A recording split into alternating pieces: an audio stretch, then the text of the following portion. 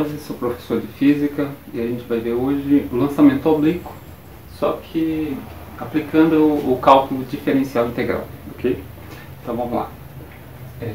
A gente já sabe que no lançamento oblíquo, né, na última aula, no eixo horizontal você tem um movimento retilíneo uniforme, a velocidade é constante no eixo horizontal, à medida que o corpo sobe e depois desce. Mas no eixo vertical, a gente tem um movimento retilíneo uniformemente variado, com aceleração. E essa aceleração é da gravidade, né? Negativa aqui, devido à nossa orientação para cima. Então, aplicando direto a segunda lei de Newton, da forma diferencial, a gente consegue achar as equações tanto no eixo x como no eixo y. Então vamos chegar lá, ok? Então, a gente vai usar o momento linear, portanto, é algo que a gente tem falado no canal. O momento é a massa vezes a velocidade do corpo. Vetor, momento linear, ok? Então, o que diz a segunda lei de Newton? Vou colocar assim, aplicando a segunda lei de Newton. O Newton fala que a derivada desse momento linear do objeto, né, que tem massa e velocidade, é igual à força resultante que atua sobre ele. Então, a derivada do momento linear no tempo é igual à força resultante. A força resultante que a gente tem no lançamento oblíquo, considerando o vácuo, né, é a força gravitacional. Então a única força que atua no corpo é a força da gravidade. E é negativa porque ela está no mesmo sentido da aceleração da gravidade, ok? A nossa orientação no eixo é positivo para cima e a gravidade está no sentido contrário. Então, como é que fica? Vai ficar derivada m vezes v, que é o momento linear, no tempo, é igual à nossa força gravitacional. Força gravitacional é a massa vezes a aceleração da gravidade. Negativo, ok? Menos. Está na direção J, chapéu. Essas direções, então, o eixo x e o eixo y, que a gente já conhece. Aqui você tem na direção x o i chapéu, é o vetor unitário. E aqui na direção y você tem o j chapéu, ok? Nossa força gravitacional está na direção vertical, é o j chapéu. Então você tem aqui a derivada da velocidade. A massa é constante, sai v do lado, multiplicando. A derivada da velocidade no tempo é igual a força resultante, que é a gravidade, a força gravitacional. Lembrando um detalhe, como você está resolvendo um problema em duas dimensões, você tem tanto uma componente da velocidade no eixo x, como outra componente da velocidade no eixo y. Então é um problema de duas dimensões. Então você tem a derivada da velocidade, ela vai ter duas componentes, no eixo x e no eixo y, ok? Então essa velocidade aí você pode escrever assim. O vetor velocidade ele tem um componente x e um componente y. Então eu vou substituir aqui para que eu possa resolver nas duas dimensões, no eixo x e no eixo y, ok? Então vai ficar assim, a massa derivada de vx na direção y, no tempo, aplicando direto, né? No lugar do v colocar os componentes, mais a massa, a derivada da velocidade no eixo y, no tempo, direção j, que é igual à força resultante. A força resultante está só na direção j chapéu, ok? Então, você tem uma expressão, essa equação, você tem um vetor, né? Aqui de um lado você tem na direção x e na direção y, do outro lado você tem a força resultante, que tem apenas uma componente na direção j, que é o y, né?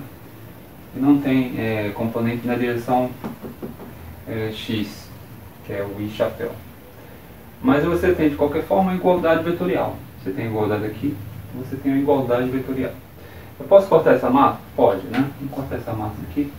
Você tem cada componente desses vetores, você tem a massa multiplicando. Então vou cortar a massa.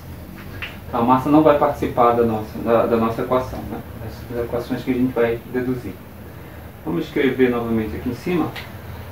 Eu vou reescrever essa expressão, mas acrescentar está faltando aqui para poder comparar esse vetor esquerdo e o vetor direito, ok? Então, aqui eu tenho a componente na direção de chapéu mais a componente na direção Y, que é o J chapéu. E do lado de lá eu tenho aqui, cortamos a massa, J. E não tem nenhum componente do lado direito na direção I chapéu, né? Que é a direção X, que não tem nenhuma força para lá. Momento uniforme, né? Então eu vou colocar 0 na direção I. Não tem nada, vou colocar 0, ok? Mas aí eu tenho o que eu chamei de igualdade vetorial. Esse vetor é igual a esse. Segundo a minha expressão, se são dois vetores que são iguais, então o que acontece? Qual é a condição para que dois vetores sejam iguais? Então vou colocar aqui embaixo uma observação.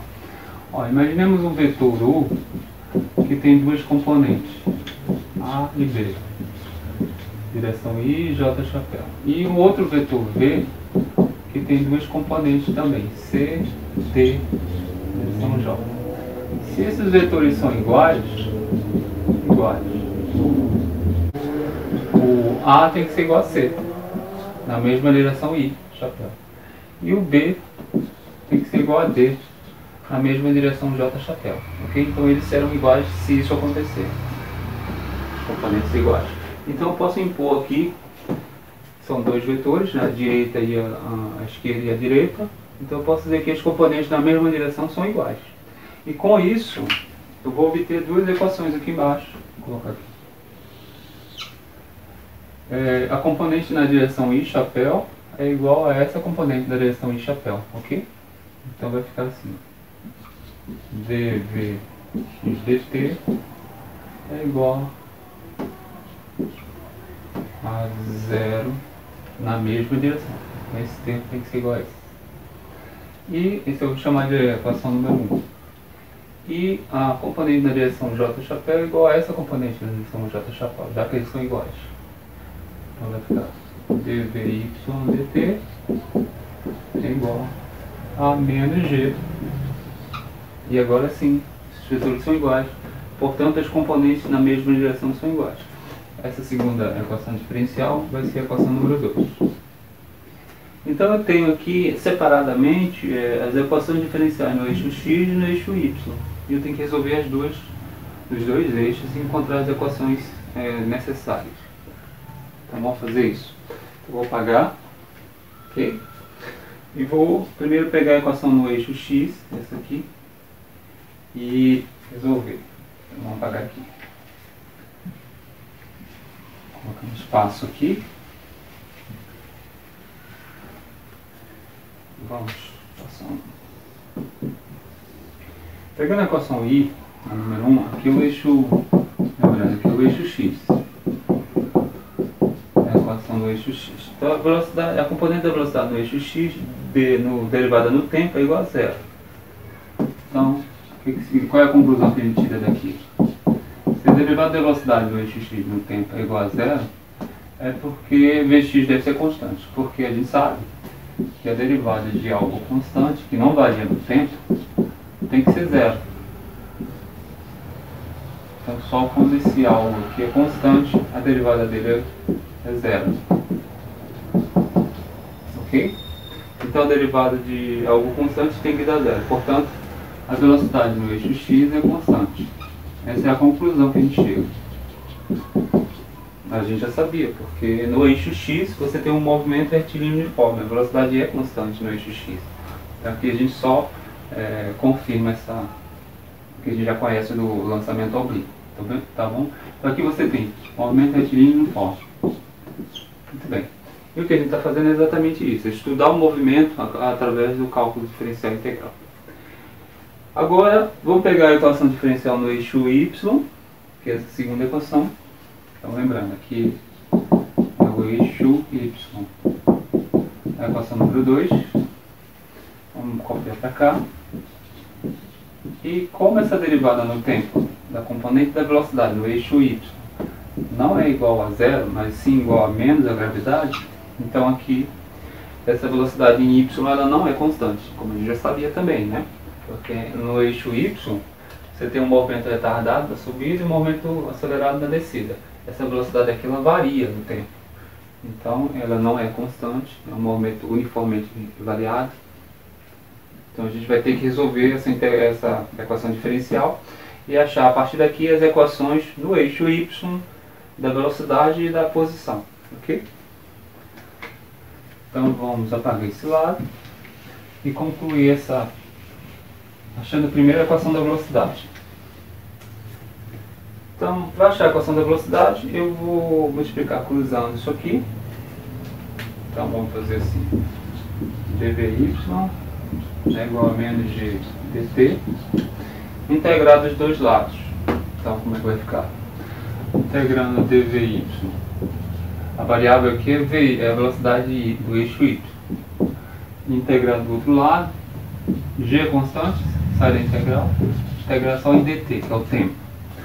Eu vou integrar dessa forma, desde uma velocidade inicial no eixo y. Essa velocidade inicial é a velocidade que a gente já conhece, essa aqui, do eixo y, a velocidade v0 sendo até do início, né? Até uma velocidade vy qualquer. E aqui eu tenho integral no tempo, desde um tempo inicial 0, vou colocar 0, até um tempo t qualquer. Então eu tenho duas integrais simples, né? E o modelo delas, eu vou colocar aqui do lado. Vou colocar aqui. Qual o modelo dessas integrais? É isso aqui, por exemplo. Se você tem uma integral em dx, de x0 até um x qualquer, essa integral vai dar um x desde um x0 até um x qualquer. Você vai, limite superior substituído aqui no x, isso aqui vai me dar x menos o limite inferior. Vai dar uma variação, né? É o que vai acontecer com essa integral e essa integral. Uma integral numa variável simples, né? Esse aqui vai dar um vy qualquer, desde um vy inicial até um vy qualquer. Vai dar o limite superior substituído aqui menos o limite inferior. Vai dar uma variação, como esse caso aqui, como isso aqui. Okay. E do lado da direita temos g. A integral no tempo vai dar um t qualquer, desde um tempo inicial 0 até um tempo t qualquer. Novamente, limite superior substituído aqui, menos o limite inferior substituído lá. Então isso aqui vai dar o quê? Vy menos v0y, limite superior menos limite inferior. E aqui vai dar g vezes t. Limite inferior é 0 aqui no tempo, então só coloca t aqui. E essa equação a gente conhece. Vou passar a velocidade inicial no eixo y para a direita, mudando de sinal. Já conhecemos essa equação do movimento variado. Ou seja, você tem a velocidade final, velocidade inicial, aceleração vezes o tempo. É uma equação muito conhecida. E confirma aqui no eixo y o movimento variado. A velocidade varia no tempo dessa forma. Ok? Vamos deixar aqui. Feito isso, vamos pegar essa equação e com ela a gente acha a equação da posição nesse eixo. Então vamos lá. Eu vou apagar esse lado para dar um espaço aqui.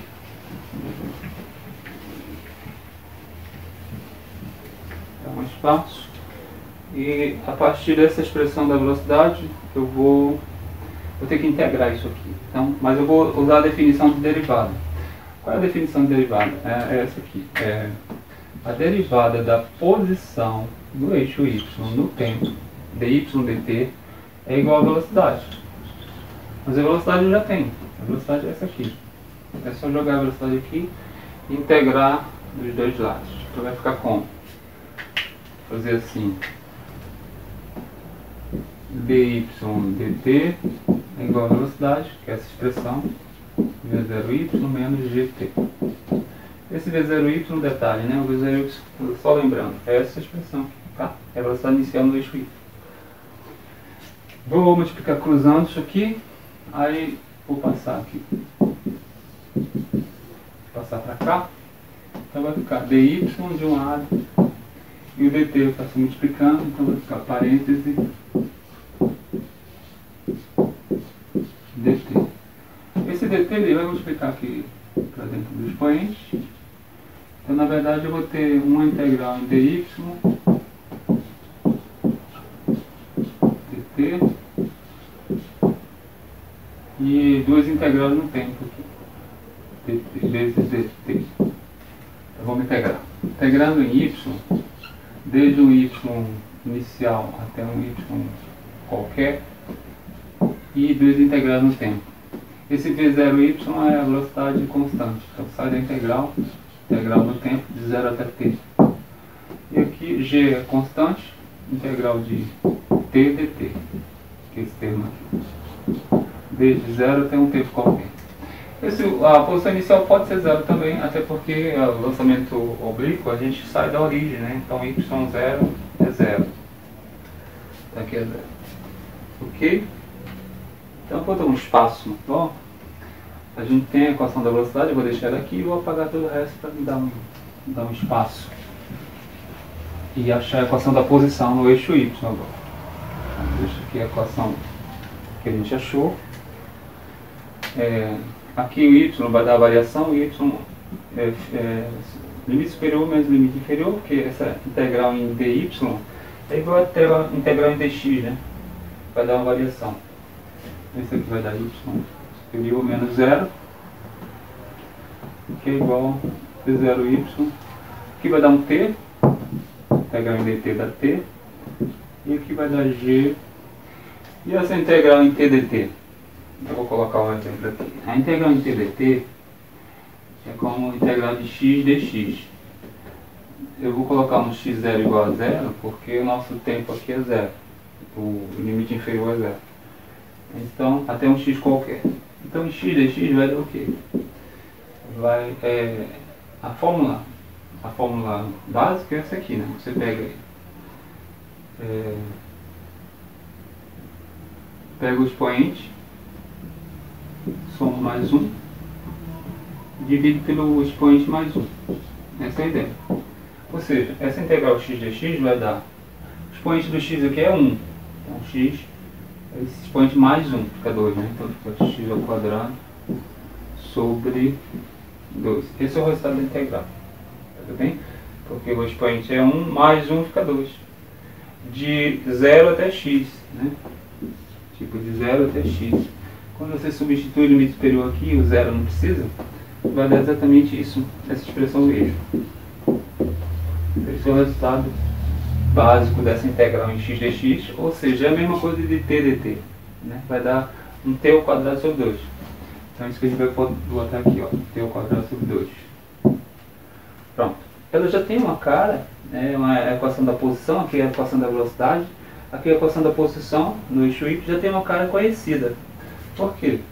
Porque eu só tiro esse zero daqui, y, velocidade inicial vezes o tempo, menos gt quadrado sobre 2. Né? A equação da posição no movimento variável também.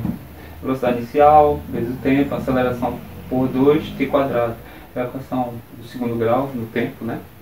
Então também confirmo que a equação da posição obedece a um movimento acelerado, né? Acelerado no eixo y. Então o que a gente viu através do cálculo diferencial integral é a confirmação do movimento que a gente já sabia que era, né? No eixo y é variado, no eixo x é uniforme, ok? Uniforme, retilíneo uniforme. Então é isso. Então, achamos as duas equações. Essas equações chamadas de 1 e 2. Vou fazer só mais uma análise pequena, usando o cálculo diferencial integral de uma equação que eu já tinha deduzido na aula anterior, que era o alcance do lançamento oblíquo. Esse alcance aqui, em função do ângulo de lançamento e da velocidade inicial. Então, só lembrando, então vamos apagar aqui, ok? Vou apagar esses termos. Vamos terminar aqui. E para encontrar a equação da trajetória, aí é do modo normal. A gente vai pegar o eixo x, isolar o tempo, que a gente já tinha feito na aula anterior, e substituir aqui nessa equação o tempo com a variável x. Aí vai ficar uma equação da trajetória, tudo bem? E aí não muda nada. Mas até aqui usamos o cálculo diferencial integral. Vou fazer só uma última análise. usando o cálculo diferencial integral de uma equação, essa aqui, a equação do alcance. Então, como é a equação do alcance? O alcance era a velocidade inicial ao quadrado, essa velocidade aqui, dividido pela gravidade vezes o seno do arco duplo, né? 2 vezes o ângulo de lançamento. Esse ângulo θ era o ângulo de lançamento. Isso era o alcance. É uma fórmula fixa, mas a gente vai calcular o alcance máximo usando o cálculo diferencial integral. Então vamos usar uma propriedade. É a seguinte: você tem uma função, aqui é uma função que depende do ângulo θ. O ângulo pode mudar, é a variável.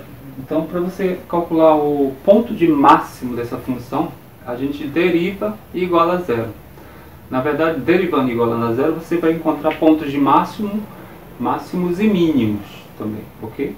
Mas a ideia é encontrar o máximo dessa função, ou seja, em que valor de θ essa função é máxima, tem o maior valor.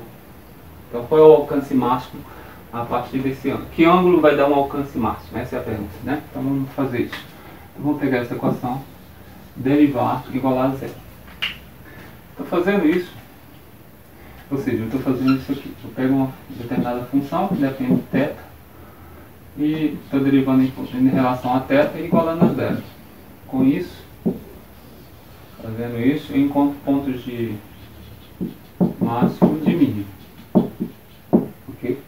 Então vamos lá. Derivando A em relação a θ, como é que vai ficar? O que for constante, repete. Então, V0 quadrado sobre G, constante, gravidade. A derivada do seno é o cosseno do 2θ, derivada do seno é cosseno. Mas aqui, como o seno aqui, ele tem um argumento que tem uma variável lá dentro, então você usa a regra da cadeia. A derivada do seno é cosseno vezes a derivada do argumento da função. Então, derivando isso aqui em relação a θ, vai dar 1 sobre esse 2. Ok? E aí você iguala essa expressão a zero. Iguala a derivada primeira a zero. Aí, igualando a zero, ó, como é que fica isso aqui? Esse V0 sobre G vezes 2 passa dividindo para lá. Ok?